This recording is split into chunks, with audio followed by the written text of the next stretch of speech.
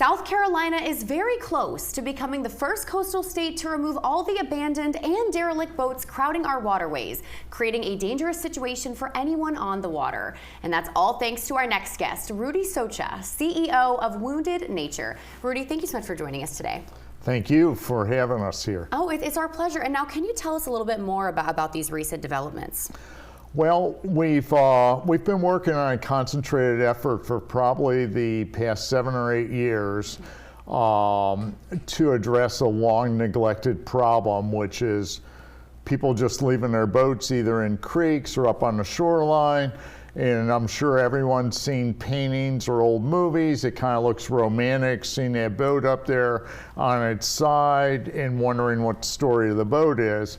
Well, a lot of those old wooden boats weren't so much of a problem. Today's boats contain fiberglass, and a 30-foot sailboat then represents about 9,000 pounds of fiberglass, lead, petroleum, and many other pollutants that are inside the boat.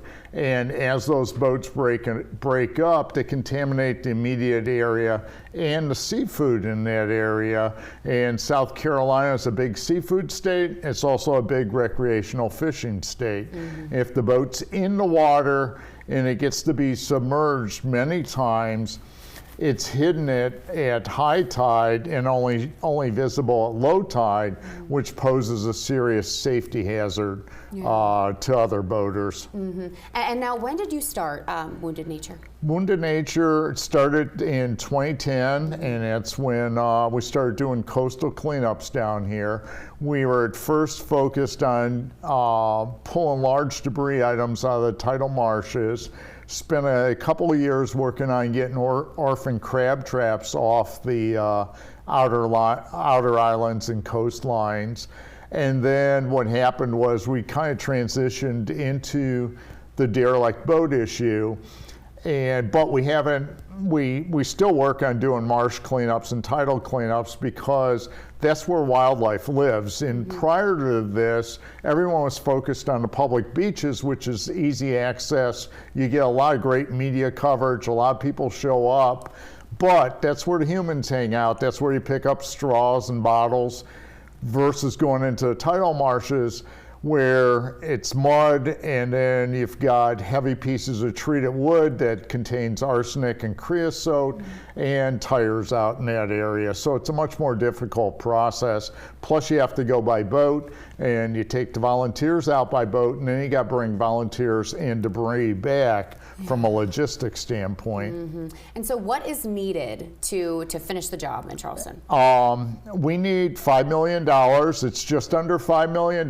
We finally have a state list of an inventory of everything that's remaining on the coastal areas, and that includes the large abandoned barges on the commercial side, couple old ships, shrimp boats, and then some of the recreational boats that we still haven't been able to get out.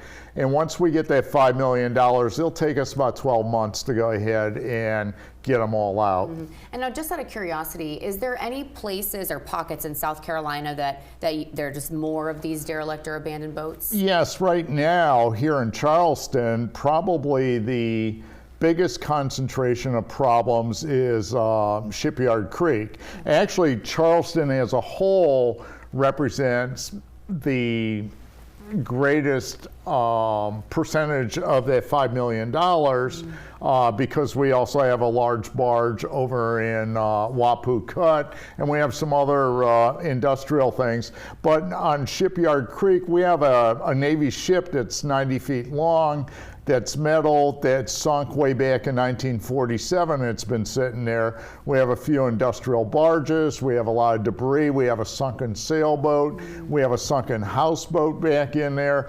We just have a number of things. And Shipyard Creek's probably a very critical area to our industrial on-the-water base, all the dredge companies, etc. That's their safe harbor port whenever a storm's approaching and they have to pull up all their equipment, pull their boats in there, and it's just been neglected forever. Yeah, well, it's definitely this a very important local issue. And now, where can our viewers go to get involved or to find out how they can help? They can go to woundednature.com and they can make a personal donation, or more importantly, we'd love to find someone that wants this to be their legacy, whether it be a company, a foundation, or a high net worth individual. It would make it a lot easier for us and for them, and they could become the face of finally cleaning up Charleston's coastal areas. Yeah, which is very needed. Rudy, thank you so much for joining us, and we want to keep our eyes on this, and we absolutely will. Rudy, thank you. Thank you very much. We're back after this.